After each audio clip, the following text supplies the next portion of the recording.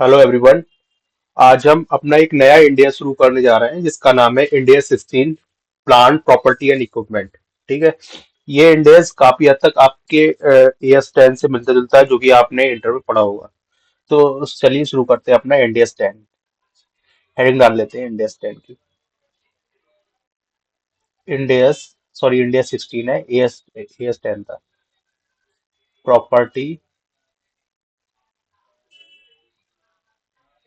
Plant and equipment. आपके paper में इसकी वेटेज लगभग लगभग 5 मार्क्स तक की होगी। ठीक है। तो पूरा यहीं पे हाथ से लिखवाऊंगा, आपको पूरा को पूरा लिखना ही है। ठीक है।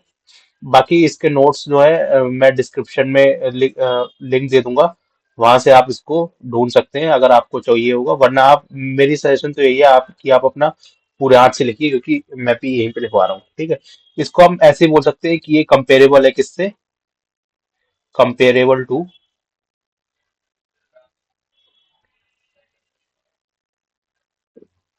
AS10। AS10 से थोड़ा थोड़ा मिलता जुलता है ये।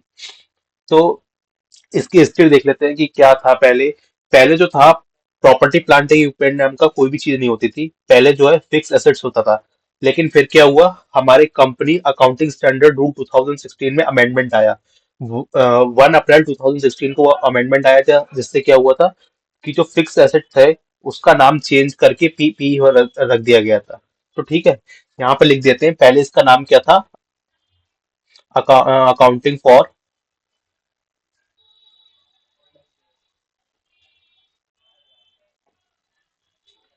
For fix asset. पहले इसका नाम अकाउंटिंग फॉर फिक्स एसेट था। ठीक है। फिर बाद में इसमें क्या हुआ, अमेंडमेंट आया।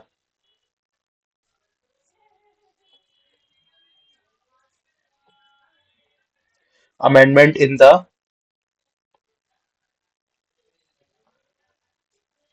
Company as rule 2016। फिर इसके बाद क्या हुआ, with affect from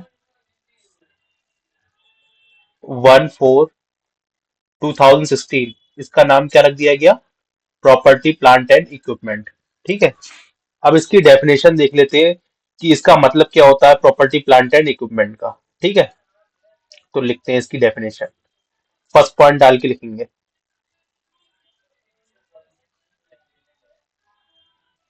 definition.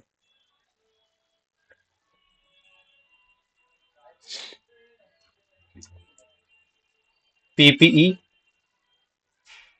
Is an asset, bracket में लिखेंगे नॉन मॉनेटरी। अब नॉन मॉनेटरी क्या होता है और मॉनेटरी क्या होता है, वैसे इसका डिटेल एक्सप्लेनेशन इंडियस 12 में सॉरी इंडियस 21 में आता है। पर यहाँ पे एक छोटा सा ब्रीफ दे देता हूँ कि मॉनेटरी और नॉन मॉनेटरी आइटम क्या होता है। AS11 में इंटर में आपने सीखा होगा कि मॉनेटरी आइटम वो होता है जिसकी वैल्यू हम डिटरमाइन कर सकते हैं और फिक्स टर्म्स में डिटरमाइन कर सकते हैं, और नॉन मॉनेटरी वो जिसकी हम सॉरी जिसकी हम वैल्यू फिक्स टर्म से डिटरमाइन नहीं कर सकते। तो वो सब तो वहाँ का एएस का काम था। अभी इंडिया में इसकी डेफिनेशन प्रॉपरली लिखी गई है, नॉन मॉनेटरी और मॉनेटरी। नॉन मॉनेटरी का मतलब ये होता है कि उसका पूरा का पूरा अमाउंट सेटल हो चुका है। जैसे कि हमारा प्लांट प्रॉपर्टी एंड इक्विपमेंट है। अब मैंने किसी से प्लांट प्रॉपर्टी एंड इक्विपमेंट खरीदा, जैसे कि ये हमारा सप्लायर है। इससे हमने क्या खरीदा? पीपी खरीदा, एक मशीन खरीदी। ठीक है। अब क्या है कि हमारा जो पूरा अमाउंट था सप्लायर के पास, ये जो प्रॉपर्टी प्लांट एंड इक्विपमेंट है, मान लो 12 लाख का था। तो ये 12 लाख मैंने इसको दे दिया। ठीक है। तो अब क्या हुआ, हमारी मशीनरी की तो वैल्यू है, ये तो फिक्स हो गई कि ये 12 लाख की ही है। लेकिन ये जो सप्लायर है ना, ये जो हमारा ट्रेड पेबल हुआ, इसकी वैल्यू कोई फिक्स नहीं है। अब इसमें क्या हो सकता है मैं इसको 10 लाख का पेमेंट करूं, 11 लाख का पेमेंट करूं। हो सकता है मैं इंसॉल्वेंट हो जाऊं तो मैं इसको 11 लाख का पेमेंट कर पाऊं, 10 लाख का, या फिर मैं कुछ भी ना पेमेंट कर पाऊं। ठीक है। तो वो सब डिपेंड करता है। तो इसमें क्या हुआ, ट्रेड पेबल का जो भी अमाउंट इसको मिलेगा ये फिक्स नहीं है कि इसको कितना मिलेगा। लेकिन जो हमारी मशीनरी की वैल्यू है वो फिक्स है यहाँ पे कि 12 लाख की है।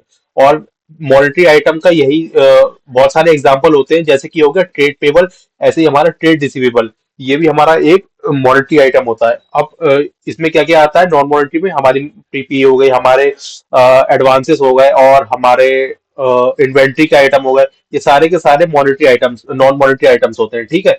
तो ये तो हमारा नॉन मॉनेटरी आइटम हो गया, इसको हम रफ कर देते हैं, आगे लिखते हैं फिर। ये एक छोटा सा ब्रीफ है, पूरा का पूरा इंडिया का इसका इंडिया 21 में आता है, वहां पे आप बहुत अच्छे से डिटेल में इसको समझेंगे।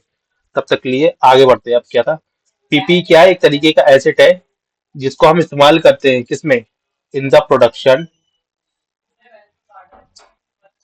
In the production process,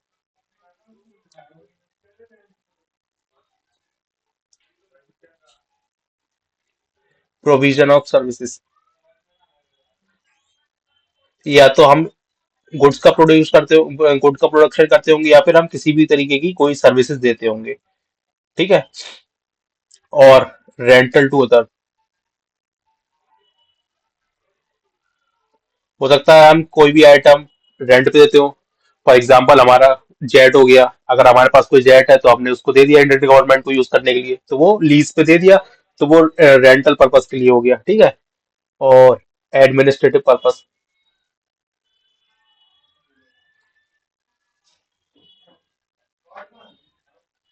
for example हमारी कोई बिल्डिंग है, उसको हमने ऑफिस की तरह इस्तेमाल कर लिया, ठीक है, तो वो हमारा प्रॉपर्टी प्लांट एंड इक्विपमेंट हो गया। Spare parts and tools,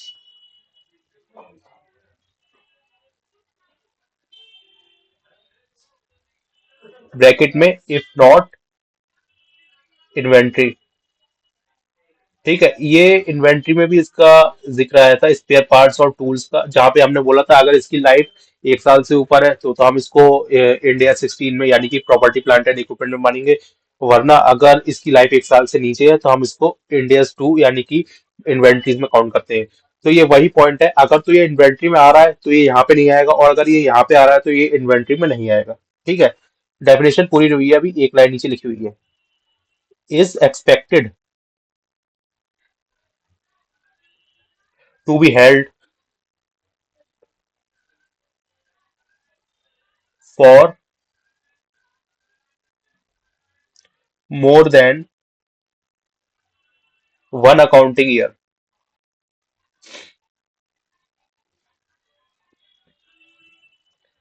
one accounting year,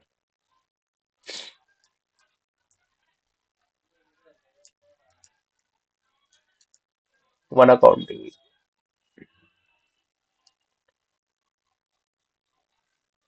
and no intention to sell, ठीक है। इसकी पूरी डेफिनेशन एक बार शुरू से पढ़ लेते हैं कि क्या लिखा हुआ है। प्रोडक्शन प्रोसेस, तो प्लांट प्रॉपर्टी इक्विपमेंट एक तरीके का एसेट है, जो कि मैंने आपको बता दिया नॉन मॉनेटरी एसेट है, जो कि इस्तेमाल होता है प्रोडक्शन प्रोसेस में। कोई भी हम गुड्स का प्रोडक्शन करते हैं मशीन से तो वो हो गया, या फिर हम सर्विस प्रोवाइड करने के लिए कोई भी प्लांट एंड प्रॉपर्टी इक्विपमेंट खरीद लेते हैं, या फिर रेंटल टू अदर, जैसे कि एग्जांपल दिया था, कोई भी आपका जेट प्लेन है, आपने उसको गवर्नमेंट को दे दिया लीज पे, ठीक है, ये हो गया। एडमिनिस्ट्रेटिव पर्पस, कोई बिल्डिंग है हमने ऑफिस के पर्पस के लिए इस्तेमाल कर लिया। स्पेयर पार्ट्स एंड टूल्स, जो कि हम इन्वेंट्री में अगर काउंट देता तो आता है। लेकिन सबसे मेन चीज ये है, इस एक्सपेक्टेड टू बी हेल्ड, वो हमने अपने बिजनेस में रखना है कब तक के लिए, या तो एक अकाउंटिंग साल के लिए, और हमारी कोई इंटेंशन नहीं होनी चाहिए उसको बेचने के लिए। क्योंकि अगर हमारी इंटेंशन है बेचने के लिए तो वो हमारा इसमें काउंट नहीं होगा, प्रॉपर्टी प्लांट इक्विपमेंट में। वो हमारी एक तरीके से क्या हो जाएगी, इन्वेंट्री, क्योंकि इन्वेंट्री की हमारी इंटेंशन होती है सेल करने की, ठीक है। और हम कभी भी अपना प्रॉपर्टी प्लांट एंड इक्विपमेंट बेचने के इंटेंशन से उसको नहीं खरीदते हैं, हम उसको खरीदते हैं ताकि वो फर्दर प्रोडक्शन में काम आए, ठीक है। तो अब इसका स्कोप देख लेते हैं।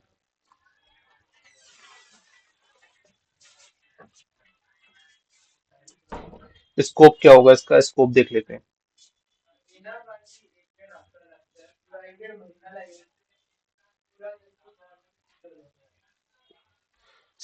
एक बाइफरकेशन करते हैं इसमें बीच में, क्या क्या इसमें आता है और क्या क्या इसके स्कोप में नहीं आता है, ठीक है।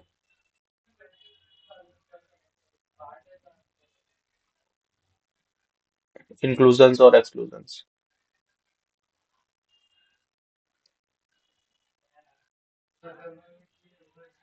और exclusion,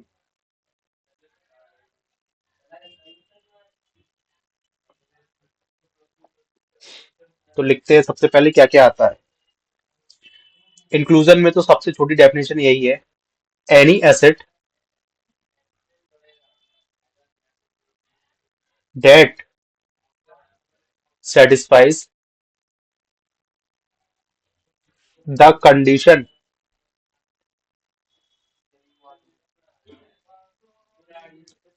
of the definition given in India's 16। अगर कोई भी एसेट सेटिस्फाई करता है वो कंडीशन जो कि इंडिया 16 की डेफिनेशन में दी गई है, तो वो पीपीई माना जाएगा। ठीक है। अब इसमें क्या डेफिनेशन थी वो मैंने आपको ऊपर लिखवा दी है। ये सारी कंडीशन अगर कोई प्रोसेस पूरी फुलफिल करता है तो वो इसके स्कोप में आएगा, वरना इसके स्कोप में नहीं आएगा। इसकी इंक्लूजन तो इतनी मेन नहीं थी, लेकिन इसकी एक्सक्लूजन एक्सक्लूजन इसकी मेन इंपॉर्टेंट है। ठीक है। एक्सक्लूजन देख लेते हैं क्या है।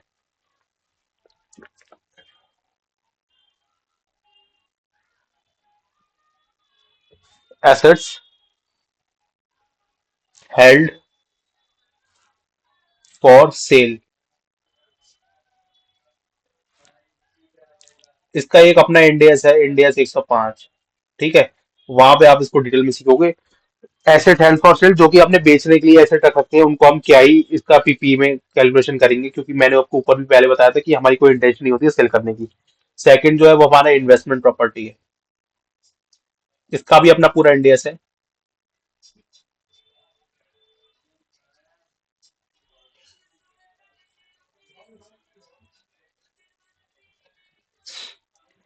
इंडियस 40। ठीक है। अब इन्वेस्टमेंट क्या होता है, इन्वेस्टमेंट हमने कर रखा है किस लिए, कोई कैपिटल एप्रिसिएशन के लिए। इसमें क्या होता है, हमने इन्वेस्टमेंट कर रखा है कैपिटल एप्रिसिएशन के लिए, ताकि हमारा क्या हो, इन्वेस्टमेंट की वैल्यू बढ़े। हमारा उसका भी कोई बेचने का इंटेंशन नहीं होता है। इसलिए हमारा क्या है, ये भी पीपी में काउंट नहीं होता है, क्योंकि इन्वेस्टमेंट प्रॉपर्टी जो है वो हमारा फर्दर कैपिटल एप्रिसिएशन में काम आता है। कोई इससे हमारा प्रोडक्शन नहीं हो रहा है, ना तो इससे कोई भी हमारा गेन हो रहा है। ठीक है। इससे हमारा बिजनेस में कोई गेन नहीं हो रहा है। हाँ, लेकिन ये है कि हमने इन्वेस्टमेंट कर रखा है, तो उससे क्या होता है, हमारा कैपिटल एप्रिसिएशन होता है। ठीक है। और इसका कोई भी यूज नहीं है। फिफ्थ थर्ड पॉइंट आता है एक्सप्लोरेशन ऑफ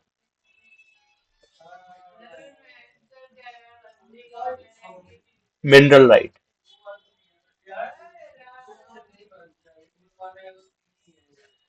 ठीक है। मिनरलाइट की कोई भी एक्सप्लोरेशन होती है, नीचे आपने देखा होगा कि कोयल की माइनिंग ये सब होता है, तो उसका भी कोई भी जो भी एसेट इस्तेमाल होता है उसके लिए, तो वो भी हमारी इसकी डेफिनेशन में नहीं आता है। उसका अपना, ये जो है सारे के सारे अपने इनके खुद के इंडियस है, इनके हिसाब से इनकी वैल्यूएशन होती है। ठीक है। इंडियस 106 के अकॉर्डिंग इसकी वैल्यूएशन होती है। फिर एक लास्ट आता है biological asset. Biological assets, biological assets used in agriculture except for bearer plant. ये कुछ इंटरेस्टिंग पॉइंट है, इसके लिए हम अलग से इसके ऊपर थोड़ी सी लाइन लिखेंगे नीचे। ठीक है। इसका भी अपना इंडियस है 41। ठीक है। देख लेते हैं क्या क्या लिखा। इंक्लूजन तो बता दी, अब एक्सक्लूजन। ये इनके ये चीजें जो है, चार चीजें, ये कभी भी प्लांट प्रॉपर्टी एंड इक्विपमेंट में हम लोग कैलकुलेट नहीं करेंगे। Assets help for sale, investment property, exploration of mineral right, biological assets use in the agriculture except for bear plant. अब ये जो बियर प्लांट है, इसके ऊपर हम थोड़ी सी लाइन लिखेंगे नीचे कि क्या होता है ये, इसको हम समझेंगे। ठीक है। ये इंपॉर्टेंट है। तो आइए नीचे लिखते हैं इसके। ठीक है। बियरर प्लांट, दो टर्मिनोलॉजी हम डिस्कस करेंगे। एक तो हमारा हो गया बियरर प्लांट, और एक हमारा क्या है, बायोलॉजिकल एसिड्स, क्योंकि जो लास्ट पॉइंट था वो बहुत ही इंपॉर्टेंट है।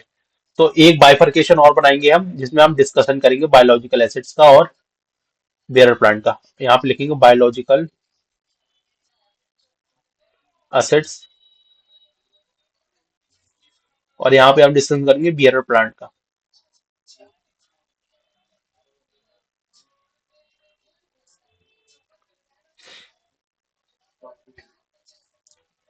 एक बाइफर्केशन बना लेते हैं इसके बीच में। ठीक है। आइए। तो सबसे पहले बायोलॉजिकल एसेट्स का मतलब क्या होता है, ये सबसे पहले इंडियस 41 में आता है, ठीक है। इंडिया 41, और जो बियर प्लांट होता है ये इंडिया 16, यानी कि जो भी बियर प्लांट होगा वो एक तरीके से प्रॉपर्टी प्लांट एंड इक्विपमेंट की डेफिनेशन में आएगा ही आएगा। और ये जो बायोलॉजिकल एसेट होगा वो हमसे उसकी कैलकुलेशन कैसे होगी 41 के हिसाब से। अब ये जो है मेन चीज इसमें ये है कि हम सबसे पहले पहचानेंगे कैसे कि कौन सा आइटम बायोलॉजिकल एसेट है और कौन सा आइटम जो है वो बियर प्लांट है। तो हम इसलिए कैलकुलेशन करते हैं इसकी, क्योंकि अगर हम हो सकता है कि सीए बनने के बाद हमारी जॉब लगे कहीं जो एग्रीकल्चर आइटम में डील करता हो, ठीक है। अब हो सकता है कि उसके ऊपर इंडिया 41 लगता हो, और हो सकता है उसके ऊपर इंडिया 16 लगता हो। तो हमें कुछ पता नहीं रहेगा कि हम इस पे कौन सा इंडियस लगेगा, तो हम उसकी वैल्यूएशन जो है कैसे करेंगे। तो सबसे मेन चीज पहचानना ये है इसमें कि इंडिया 41 लगेगा इस पे या इंडिया 16 लगेगा। अब इंडिया 41 में क्या आता है, वो सारे के सारे लिविंग प्लांट लिखते हैं। लिविंग प्लांट एंड एनिमल्स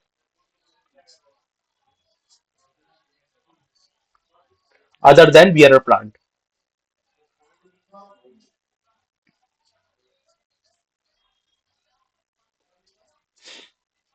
वो सारे के सारे लिविंग प्लांट जो कि कैलकुलेट नहीं होते हैं किसमें, बियर प्लांट में, ठीक है। ये तो इसकी डेफिनेशन है, और बियर प्लांट की डेफिनेशन अभी मैं बताता हूँ। तो जनरली ये क्या होते हैं, एग्रीकल्चर प्रोड्यूस होते हैं।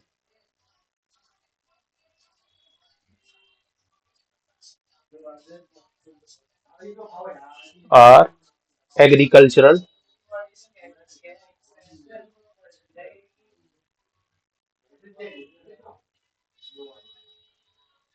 एग्रीकल्चर प्रोड्यूस बियरिंग प्लांट और uprooted from the soil.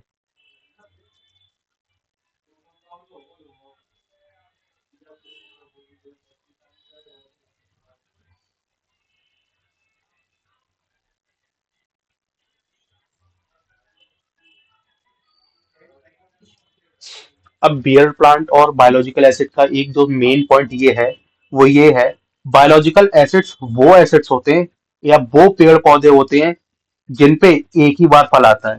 For example हमारा वुड हो गया। वुड जो है वो डायरेक्टली अप्रूट हो सकता है किससे, सॉइल से वो सीधा का सीधा अप्रूट हो सकता है, यानी कि हम उसको उखाड़ सकते हैं। तो वो किसकी डेफिनेशन में आएगा, बियर प्लांट की में, सॉरी बायोलॉजिकल एसिड्स के उसमें आएगा, क्योंकि इसको हम डायरेक्ट सॉइल से उखाड़ सकते हैं। और जिसपे एक बार फल आता है वो हमेशा बायोलॉजिकल एसिड होता है, और जिसपे बार बार फल आते हैं उसको हम बियर प्लांट बोलते हैं। ठीक है, अब जैसे मैंगो का ट्री है उसपे बार बार प्लांट आते हैं तो वो एक तरीके से क्या हुआ, हमारा बियर प्लांट। और जिसपे एक बार फल आते हैं, एक ही बार इस्तेमाल कर सकते हैं, उसको क्या बोलते हैं, बायोलॉजिकल एसिड। फॉर एग्जाम्पल हमारा हो गया चावल या फिर गेहूं का जो भी पेड़ होता है, या फिर शुगर केन का, जिसमें क्या है एक ही बार उस पे फल आता है। वीट पे तो एक ही बार उस पे वीट एक ही बार उगता है ना उस पे, जो भी उसका प्लांट होता है। और राइस भी ऐसा ही होता है, उसको हम बार बार थोड़ी ना इस्तेमाल कर सकते हैं, ऐसे ही शुगर केन में है तो उसको बार बार इस्तेमाल नहीं कर सकते। तो ये क्या किसकी डेफिनेशन में आता है, बायोलॉजिकल एसिड की डेफिनेशन में। और बियर प्लांट वो होते हैं जिसमें बार बार फल आते हैं। फॉर एग्जाम्पल हमारा हो गया मैंगो का ट्री हो गया, हमारा सेब का ट्री हो गया। जनरली फ्रूट्स वाले जितने भी आइटम्स होते हैं वो बियर प्लांट में आते हैं, ठीक है। और इसका एक चीज और है, यहाँ पे लिख रखा है कि जो अप्रूटेड डायरेक्टली हो सकते हैं सॉइल से, जैसे कि हमारे जो भी पेड़ है, जो जैसे कि सैंडलवुड का पेड़ है, वो हम क्या करते हैं डायरेक्टली अप्रूट कर सकते हैं सॉइल से, और जो कि खुद ही अपने आप ही एग्रीकल्चर प्रोड्यूस की तरह बिकता है। अब जैसे मैंगो हो गया, मैंगो जो है जब तक पेड़ पे लगा हुआ है तब तक तो वो क्या है, बेरर प्लांट है। जैसे ही उसको तोड़ के हम बेचेंगे, अगर उसको फर्दर प्रोसेसिंग होगी तो वो इंडिया 2 में डील होगा इन्वेंट्री में। वो वहां पे भी पॉइंट पड़ा था। और अगर ऐसे ही बेच देंगे उसको, मैंगो को ऐसे ही बेच दिया तो वो बियर प्लांट में जाएगा। और अगर उसको फर्दर प्रोसेसिंग करेंगे तो वो किस में जाएगा, इंडिया 2 में, ठीक है। तो ये इसकी डेफिनेशन थी, मैंने आपको बता दी है। और इसके इस पे एक और पॉइंट लिख लेते हैं नीचे को। Plants which are itself sold as an agricultural produce। ये वही जो मैंने आपको उसका एग्जाम्पल दिया था। एग्जाम्पल वो सारे के सारे पेड़ जो कि खुद को अपने आप को एज एन एग्रीकल्चर प्रोड्यूस बेच सकते हैं, जिसका इस्तेमाल हो सकता है एग्रीकल्चर प्रोड्यूस की तरह, जैसे कि हमारा हो गया सैंडलवुड का ट्री। और हमारा और कौन से पेड़ होता है, बैम्बू का ट्री हो गया, और टीक वुड। और भी बहुत सारे प्लांट हो सकते हैं, आप देख लेना, ठीक है। ये तो इसकी डेफिनेशन हो गई किसकी, बियरर प्लांट की। तो बियरर प्लांट में आप यहाँ पे लिख भी लेना कि बियरर सॉरी बायोलॉजिकल एसिड्स की। तो बायोलॉजिकल एसिड में क्या आता है, जिस पर एक बार पेड़ आता है, one time, one time usable, एक बार जिसपे यूज कर सकते हैं वैसा, ठीक है। अब बियरर प्लांट की डेफिनेशन देखते हैं, इसमें क्या क्या आ सकता है। इसमें सारे के सारे क्या आते हैं, लिविंग प्लांट। लिविंग प्लांट सारे के सारे इसी में आते हैं, ठीक है। और क्या होता है, used in production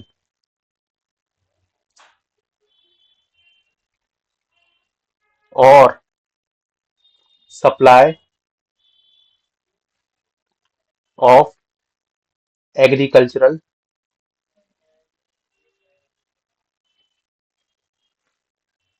produce for a period of more than one accounting year.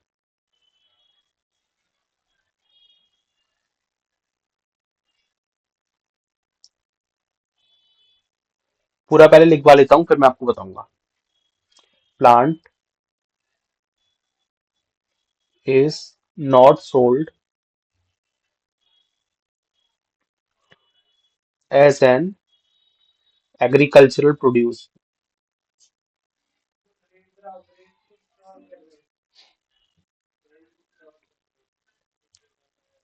Accept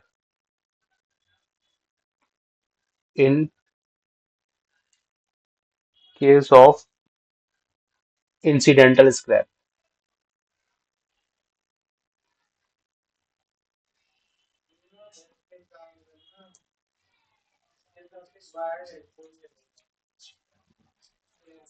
example, mango tree,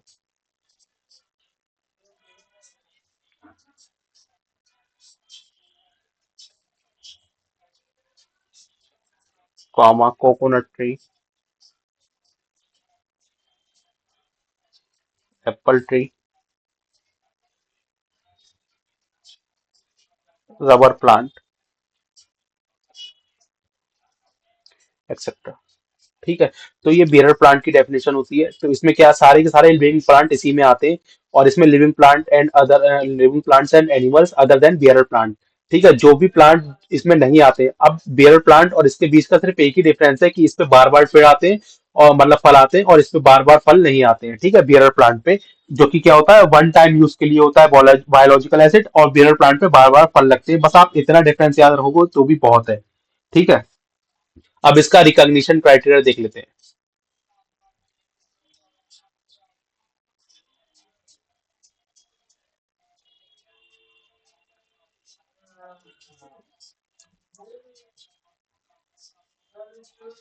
recognition criteria मतलब, यह जो asset plant and property equipment हम खरीदेंगे, ये हमारी बुक्स में कैसे रिकॉर्ड हो, ठीक है।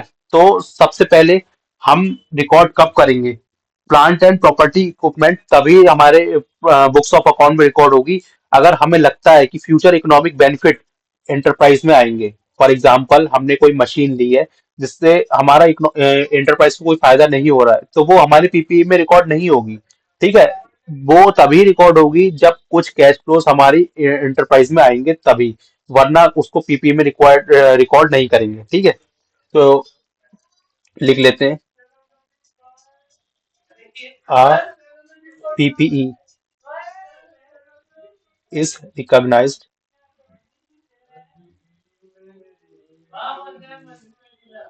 in financial statement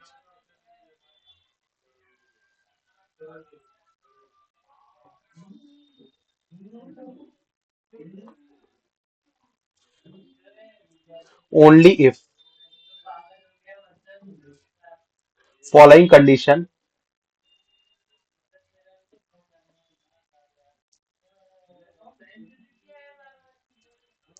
are satisfied.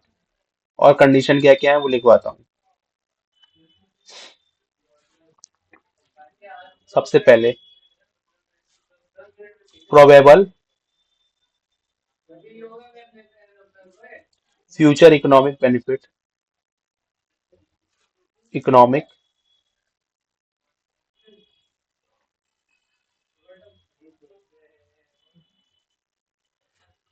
Will flow to enterprise, कि फ्यूचर इकोनॉमिक बेनिफिट आने चाहिए, क्योंकि अगर उससे कोई फायदा नहीं होगा तो हम उसको क्यों ही पीपी में रिकॉर्ड करेंगे। Second, asset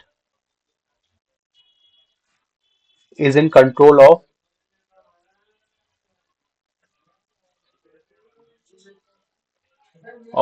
business. असेट का कंट्रोल बिजनेस पे होना चाहिए। ठीक है, क्योंकि अगर कंट्रोल ही हमारे पास नहीं है तो हम क्यों ही उसका जो पीपी है उसको हम अपनी बुक्स में रिकॉर्ड क्यों करेंगे, कि जब कंट्रोल किसी और के पास है तो वो अपनी बुक्स में रिकॉर्ड करेगा ना। कंट्रोल हमारे पास रहना चाहिए उस एसेट का, और उसकी कॉस्ट जो है हम रिलायबली मेजर कर सकें। Cost of asset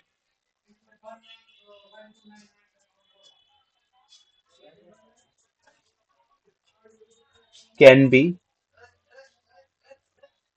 measured reliably. Cost of asset can be measured reliably. ठीक है, अब इसके ऊपर जो प्रोबेबल फ्यूचर इकोनॉमिक बेनिफिट है, इसके ऊपर इंस्टीट्यूट ने एक टर्म दे रखी है, उसको हम, इसकी भी डेफिनेशन है, उन्होंने लिखवा रखी है, तो मैं भी आपको उसकी डेफिनेशन लिखवा दूंगा कि ये क्या कह रहा है। ठीक है, तो इसकी डेफिनेशन एक बार देख लेते हैं। प्रोबेबल इकोनॉमिक बेनिफिट की डेफिनेशन क्या दिख रखी है, यहाँ पे एक आप एरो ऐसे डाल के लिख लेना।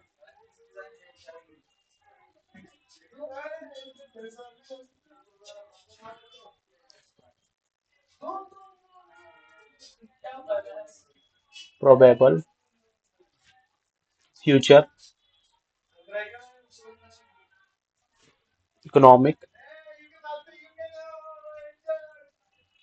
Benefit.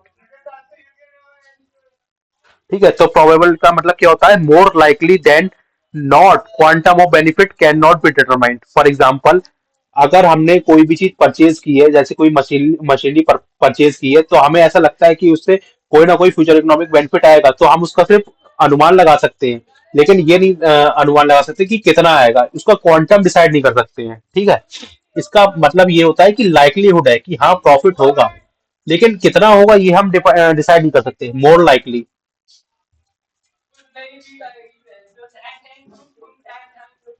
Then not quantum of benefit can not be more likely than not quantum of benefit can not be determined. हम उसका क्वांटम डिसाइड नहीं कर सकते कि कितना अमाउंट हमारे पास इतना आएगा ही आएगा, सिर्फ हम ये डिसाइड कर सकते हैं कि हाँ फ्यूचर इकोनॉमिक बेनिफिट आएगा। ठीक है, अब इकोनॉमिक बेनिफिट की डेफिनेशन भी दे रखी है इसकी पूरे टर्म की, तो इसकी भी पूरे टर्म की डेफिनेशन लिखते हैं क्या क्या दे रखी है। ठीक है, इकोनॉमिक बेनिफिट का मतलब हो सकता है या तो हमारा रेवेन्यू इंक्रीज होगा। फॉर एग्जाम्पल, हमारी मशीन नहीं आई तो उसकी हो सकता है एफिशिएंसी ज्यादा हो, ज्यादा प्रोडक्शन होता हो, तो उससे क्या होगा, ज्यादा डिब्बे बनेंगे, प्रोडक्ट्स बनेंगे, तो हमारा जो है रेवेन्यू बढ़ेगा। या फिर कॉस्ट कम हो, डिक्रीज इन कॉस्ट, कॉस्ट हमारी कम हो जा रही है। फॉर एग्जाम्पल, पहले वो 400 लीटर डीजल खाती थी, अब 300 लीटर डीजल खा रही है, तो क्या हो गया, कॉस्ट कम हो गई, डीजल की कॉस्ट। और ईज ऑफ यूज, यानी कि आसानी हो किसमें, इस्तेमाल करने में। फॉर एग्जाम्पल, पहले जो मशीन थी हो सकता है उसमें बहुत सारे इंजीनियर्स लगते हो। ठीक है, अब इसमें क्या है, ज्यादा इंजीनियर नहीं है, कोई भी नॉर्मल लेमैन भी इसको ऑपरेट कर सकता है, ठीक है। तो वो इसकी डेफिनेशन हो जाती है। अब कंट्रोल ऑफ एंटरप्राइज पे एक बड़ा ही अच्छा पॉइंट है, तो उसके ऊपर थोड़ा लिखते हैं। ये जो है ना, कंट्रोल कंट्रोल ऑफ बिजनेस, इसके ऊपर एक पॉइंट है, ये लिखते हैं।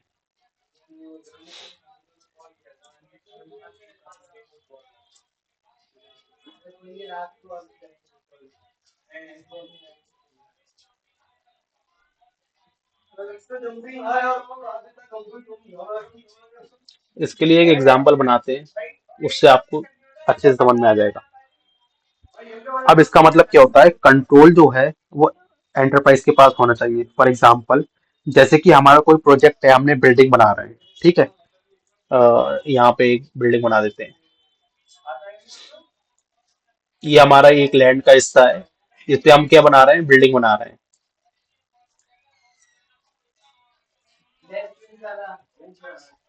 ये बिल्डिंग हो गई एक, और एक और बिल्डिंग बना रहे हैं। ये दो बिल्डिंग हम बना रहे हैं यहाँ पे। अब वहीं पे एक हाईवे भी है, हो सकता है वहां पे एक हाईवे हो, यहाँ पे, यहाँ पे एक हाईवे है,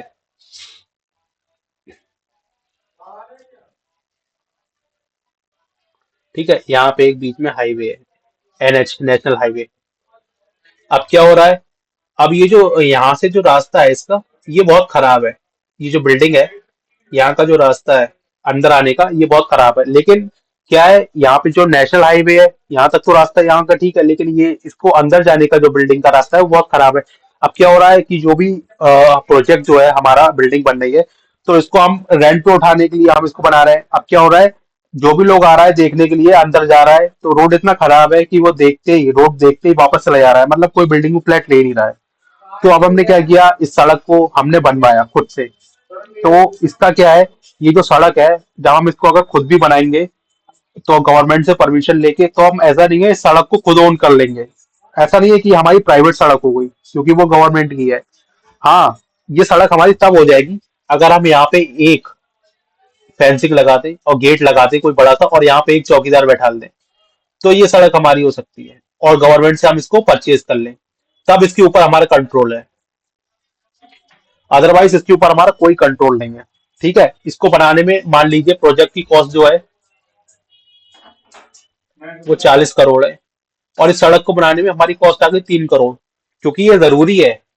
अगर अगर हमारे हमें ग्राहक अपने अट्रैक्ट करने हैं अपनी तरफ को, तो ये 3 करोड़ का खर्चा करना जरूरी है, क्योंकि अगर ये 3 करोड़ का खर्चा नहीं करेंगे तो ये 40 करोड़ खर्चा हमारा कोई यूज नहीं है, क्योंकि कोई नहीं लेगा इसको, ठीक है। तो यही है, इसका कंट्रोल जो है हमारे पास रहना चाहिए, बस यही मैं एग्जांपल दे रहा था। क्योंकि अगर हमारे पास कंट्रोल नहीं है इस चीज का, क्योंकि अगर इसके पास अगर कंट्रोल नहीं होता तो ये सभी यूज करते, और अगर ये सभी यूज करते तो हम इसको अपनी प्लांट प्रॉपर्टी एंड इक्विपमेंट में हम नहीं दिखा सकते थे। अब इसके पास क्या है, हमारा सड़क का कंट्रोल हो गया है, तो ये 3 लाख की जो कॉस्ट है, हम इसको क्या कर सकते हैं, कैपिटलाइज कर सकते हैं, किसमें, अपने प्रोजेक्ट की कॉस्ट में। जो 3 लाख की कॉस्ट है, हम यहाँ पे कैपिटलाइज कर सकते हैं 43 करोड़ में। तो इसकी कॉस्ट कितनी हो जाएगी, 43 करोड़, ठीक है। तो बस यही, मैं इसको थोड़ा लैंग्वेज में लिखवा देता हूँ कि मैंने क्या एग्जाम्पल दिए, ठीक है। Cost of external road of 3 crore, cost of external road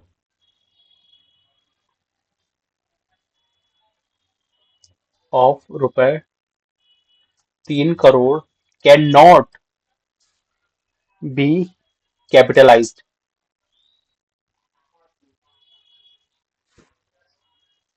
as a separate PPE. पहला पॉइंट तो ये है, plant property equipment of the entity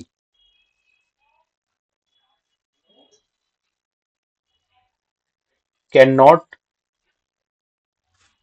put control, क्योंकि वो उस पर कंट्रोल नहीं लगा सकती, तो उसको कैपिटलाइज नहीं कर सकती हम। अब क्या होगा, अगर इसको कैपिटलाइज नहीं कर सकते ना, तो हम क्या करेंगे, इसकी जो कॉस्ट जो है, ये 3 लाख, सॉरी 3 करोड़ का खर्चा हुआ है, इसको हम क्या चार्ज कर देंगे, पीएनएल में। अगर ये कैपिटलाइज नहीं होगी तो उसको पीएनएल में ही चार्ज करेंगे, तो क्या लिखेंगे, rather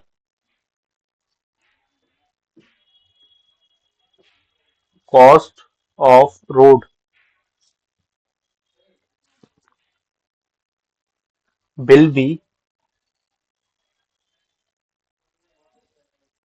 capitalized to cost of project as it's an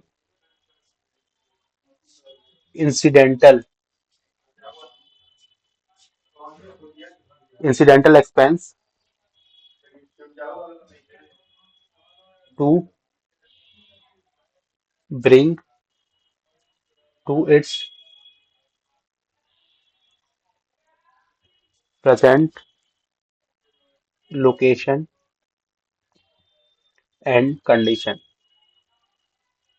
ठीक है। तो क्या हुआ, 3 करोड़ की जो कॉस्ट है उसको हम क्या करेंगे, कैपिटलाइज तो नहीं कर सकते क्योंकि हमारे पास उसका कंट्रोल नहीं है, लेकिन इसका खर्चा हमने किया। क्यों? क्योंकि हमने इसका कंट्रोल लगा दिया था, उस पर हम चौकीदार को बैठा दिया था। तो इसलिए हम उसकी जो कॉस्ट है कैपिटलाइज कर सकते हैं, क्योंकि उस प्रोजेक्ट को वो उस प्रोजेक्ट का इंसिडेंटल एक्सपेंस है, क्योंकि उसको प्रेजेंट और लोकेशन पे लाने के लिए।